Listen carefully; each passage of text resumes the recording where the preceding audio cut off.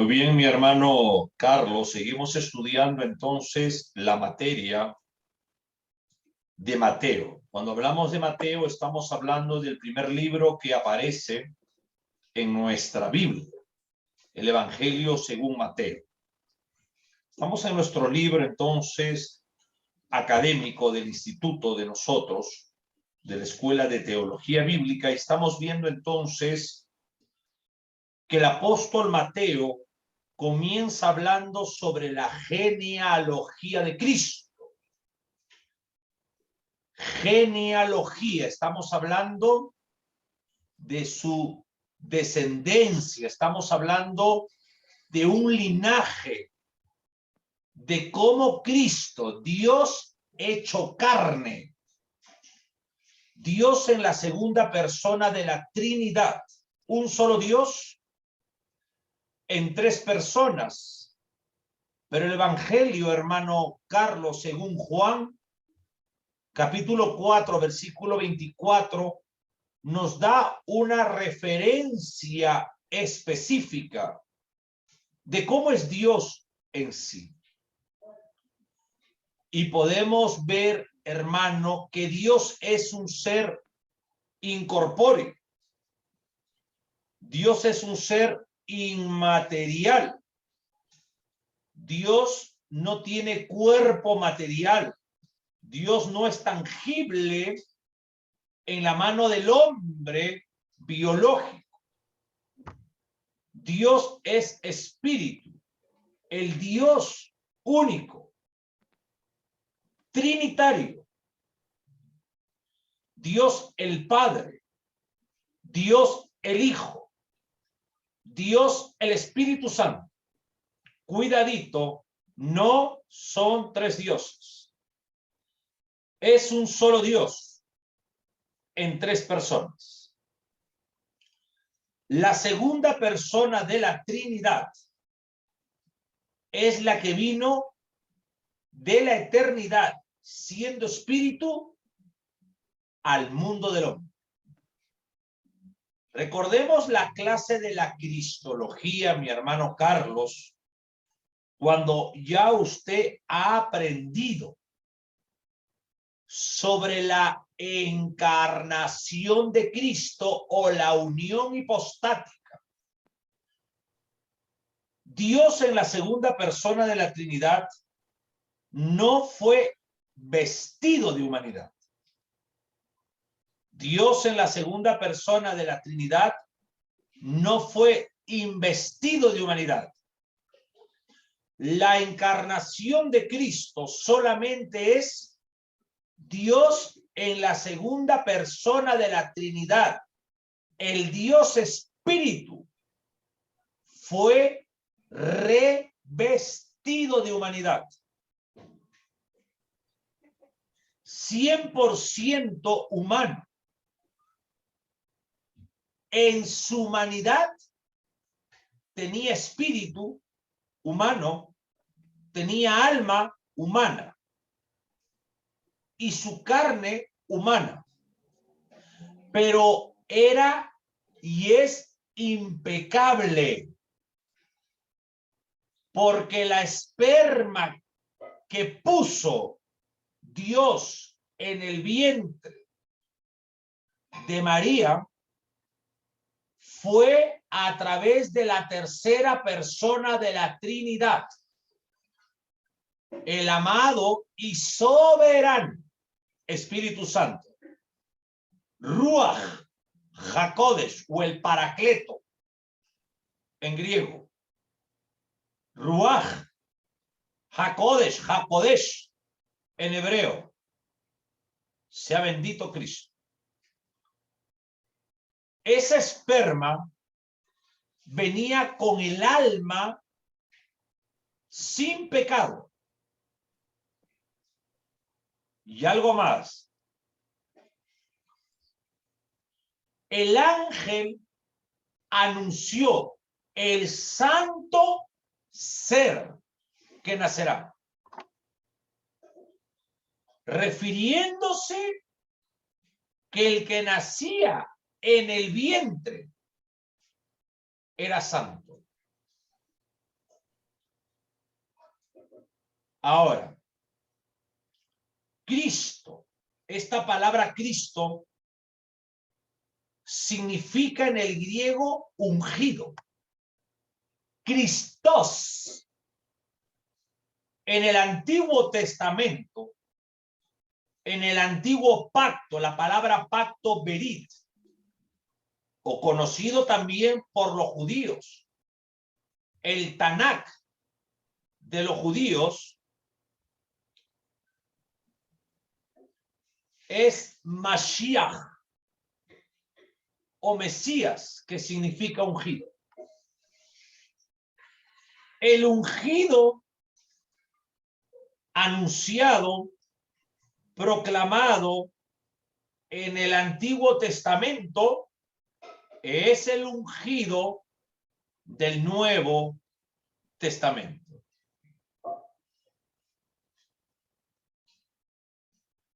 Era muy importante, hermano, para el judío conocer la genealogía. Cuando hablamos de genealogía, estamos hablando de a dónde viene Carlos Efraín Satián, de a dónde viene Juan José Muro, mi padre y mi madre, llamado Juan y Maritza. Pero ¿de dónde viene Juan y Maritza? Mis abuelos, Hugo, Esther, Clotario y Genoveva. Y así voy descubriendo de dónde vengo yo. Muchas veces le han llamado el árbol genealógico. Y para un judío saber de dónde viene, de qué tribu viene de los hijos de Jacob, era muy importante. Era muy importante para un sacerdote conocer su genealogía, su génesis. La palabra génesis es una palabra griega que tenemos en nuestra Biblia de la lengua española, de la traducción de la Septuaginta. La palabra génesis es comienzo, origen. Era muy importante para un judío conocer su principio de vida, su comienzo, su genealogía, su origen, de su apellido. Y era muy importante que aquel que un día, prometido en el Antiguo Testamento, el Mesías, escúchame bien, ese rey con un trono eterno, era importante que el judío supiera de dónde venía. ¿Alguna pregunta hasta ahí? No, ninguna. Está claro. ¿Por qué? Amén. Porque estamos trazando la palabra con rectitud. Y cuando la trazamos de la mejor manera, no hay preguntas. Amén. El capítulo 1 de Mateo, el versículo 1 dice: libro de la genealogía de Jesucristo. Y Mateo dice: hijo de David, hijo de Abraham. No dice hijo de Abraham primero, porque Abraham fue el hombre usado por el Eterno, por Hashem, por Adonai.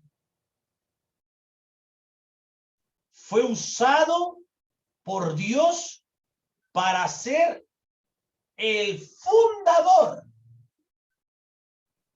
de una nación donde el Hijo del Altísimo iba a nacer. Y nació en Betejelem. una palabra hebrea para Belén y significa casa de pan. Porque el que nacía en la casa de pan, que era Belén, del hebreo Betejelem, era el pan de vida. Amén. La pregunta, ¿por qué el escritor invierte el nombre aquí? Cuando Mateo dice que es el hijo de David, está diciendo que legalmente Cristo y solamente Cristo tiene el derecho al trono de Israel. Cuando él le escribe, porque Mateo es un libro escrito por un judío, para una audiencia judía, no gentil.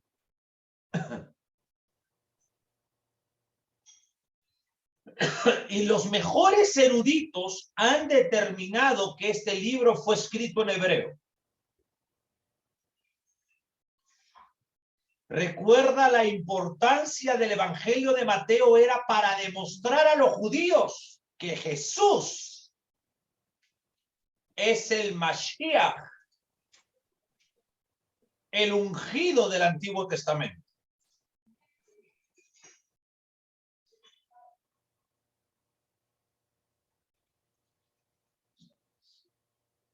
Cuando el lector, hermano Carlitos, leí el Evangelio de Mateo, estaba recordando la promesa hecha a Abraham y a Isaac.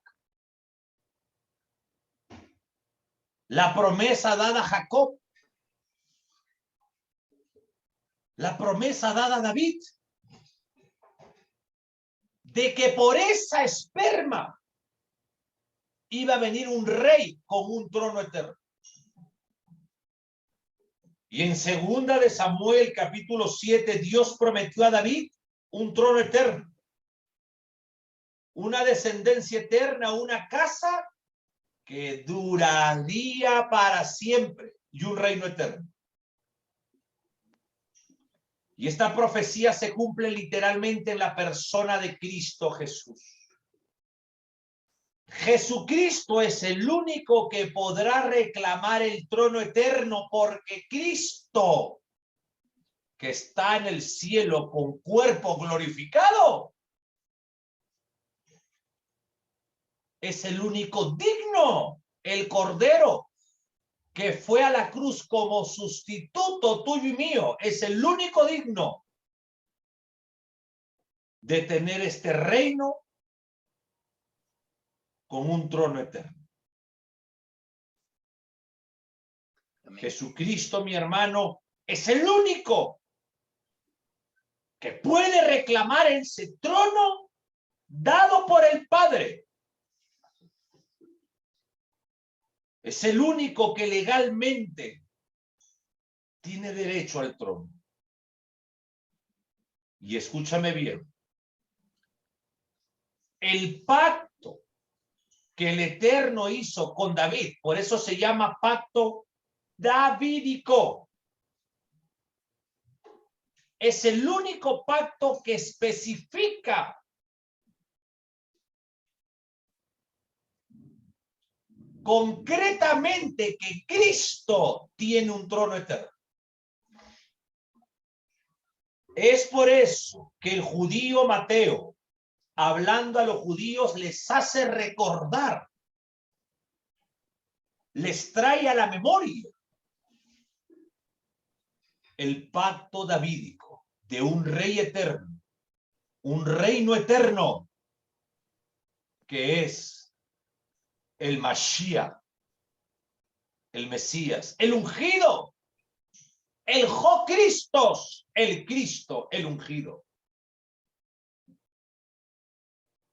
¿Por qué hijo de Abraham? 2 de Samuel, capítulo 7, el pacto davídico es más reducido. En otras palabras, pudiésemos ilustrar esto con 2 círculos. dos círculos concéntricos, un círculo mayor y un círculo menor.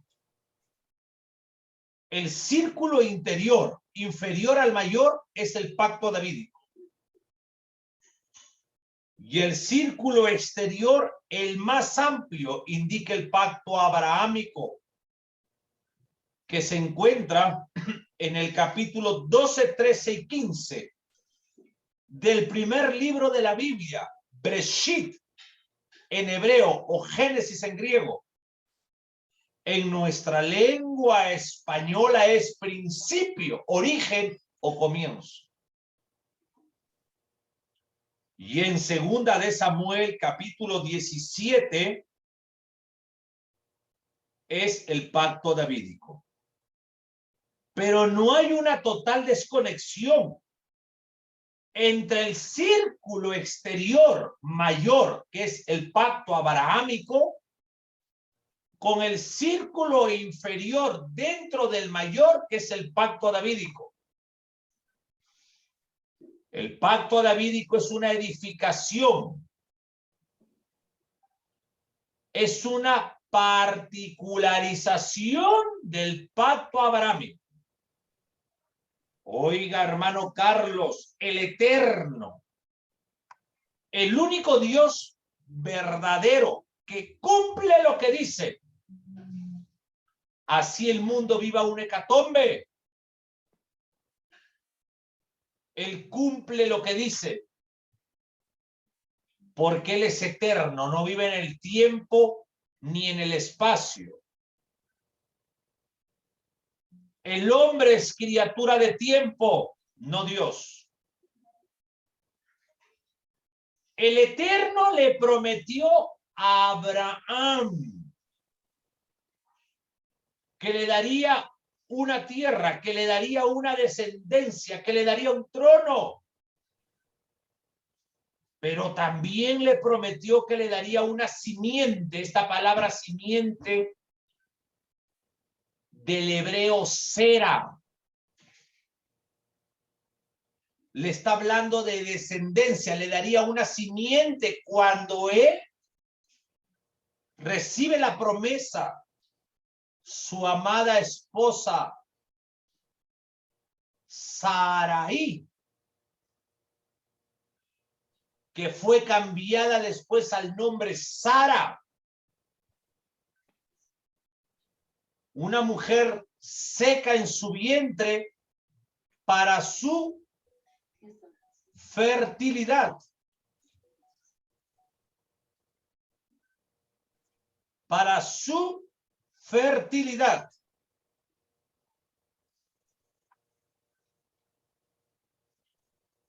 Seca, era estéril. Y Dios le promete una simiente a través de una mujer seca, estéril. El Dios de lo imposible iba a hacer una obra maravillosa para glorificarse él mismo y ser alabado, porque eres el único digno. Y es ahí cuando la seca, cuando era estéril, fue fértil. ¿Y sabes por qué, mi hermano Carlos? Porque, entre otras cosas, el patrón del matrimonio es que la mujer sea madre y esposa. La mujer fue creada para ser madre. La mujer fue creada para ser esposa.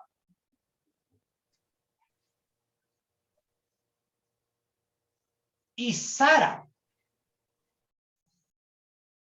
si Dios la llamó a ella como esposa del patriarca Abraham, ella tenía que cumplir lo que Dios instituyó en el huerto del Edén, el primer paraíso.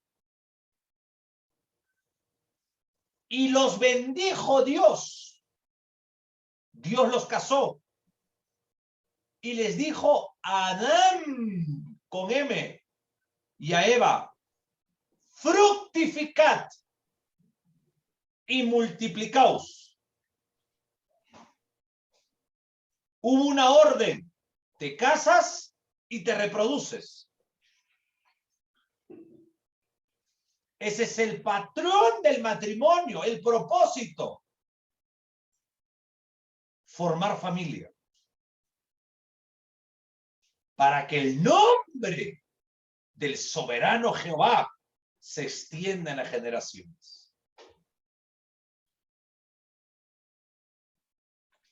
Amén. El pacto davídico se concentra, se limita, se relaciona única y particularmente en la nación de Israel. Y sobre el trono, escúchame bien, sobre el trono eterno, refiriéndose a Cristo, el pacto abrahámico es un pacto más amplio, un pacto nacional como fundador de Israel, un pacto internacional. En ti serán benditas todas las naciones de la tierra, un pacto internacional. Dios le prometió a Abraham que su nombre iba a ser famoso. Por eso hasta los ateos saben quién fue Abraham. Amén. Y yo me gozo, porque todo lo que respira alaba a Jehová. Aún el aire, cuando nosotros respiramos, en el hebreo es adoración. Amén. La ignorancia del hombre, de la palabra ignoratis, falta de conocimiento. No saben que todo lo creado por Dios alaba a Jehová. Todo, tu respiración, cada respiración es alabanza, adoración al Dios Altísimo. Amén. Versículo 1. Libro de la genealogía de Jesucristo, hijo de David, hijo de Abraham. Abraham engendró a quién? A Isaac, Isaac a Jacob y a Jacob a Judá. Acá tenemos lo que más adelante vas a estudiar en el otro semestre. Doctrinas bíblicas, los nombres de Dios. Doctrinas bíblicas, como por ejemplo Jesucristo. Acá esta unión de estos dos nombres nos enseña la encarnación de Cristo. Notemos aquí que Judá no era el mayor de los hijos. Judá no fue el primogénito.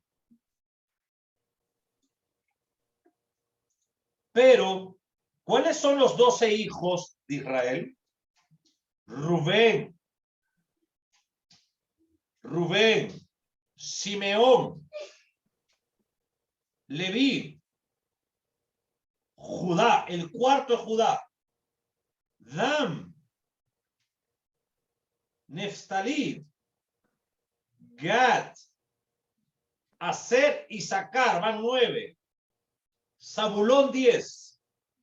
11º es José. Y el 12º, el cachorro,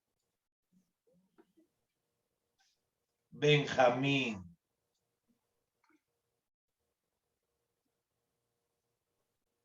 Amén. Se menciona a Judá y a sus hermanos, ¿por qué? Oye, Carlitos, usted es un matemático en la escatología. ¿Por qué matemático? Porque la matemática es exacta. 2 más 2 son 4, no 4 y medio.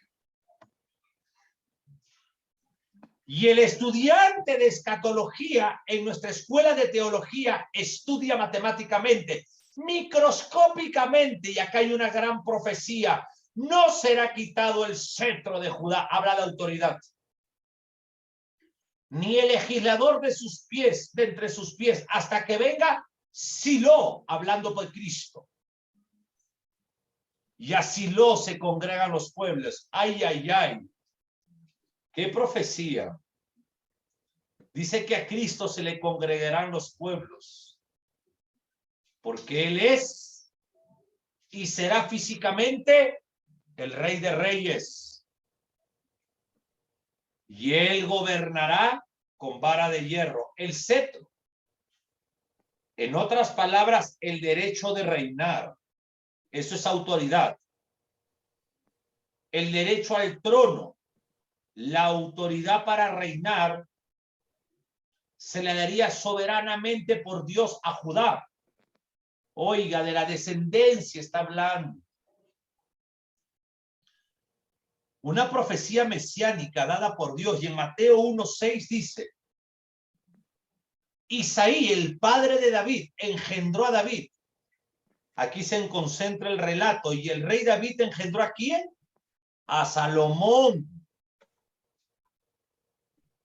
de la que fue mujer de Urías.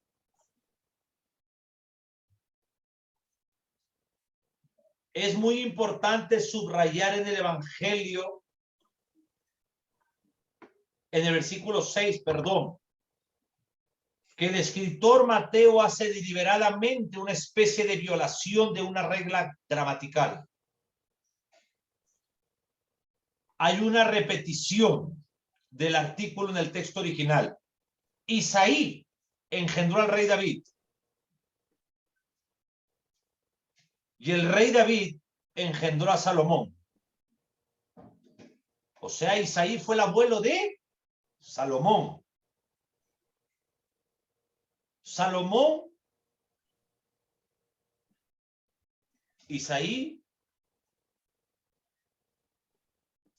fue el abuelo de Salomón. Salomón fue nieto de Isaí.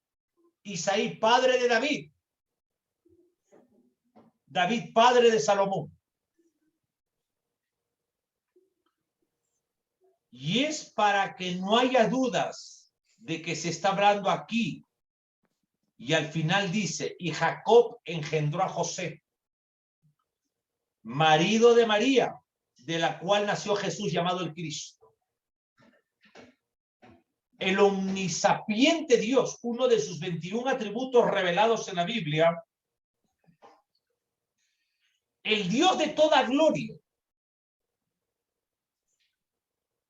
dice acá, mira, de la cual nació Jesús. Y Jacob engendró a José, marido de María, de la cual nació. Oiga, aquí está la Navidad, la verdadera Navidad. No fue el 24 de diciembre del 25. La palabra Navidad viene de la palabra natividad, que significa nacimiento. La natividad de Jesús, llamado el Cristo. Acá Dios introduce la encarnación, la unión hipostática del Dios Espíritu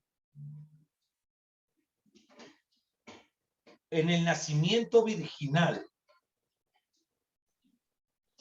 Acá se está mostrando la deidad de Jesús, en quien es Dios. Una de las personas divinas tomó cuerpo humano, Dios hombre.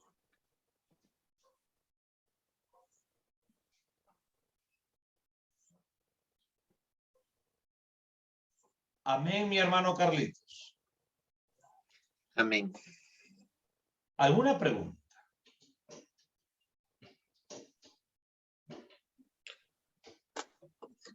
No, ninguna, pastor. Muy bien,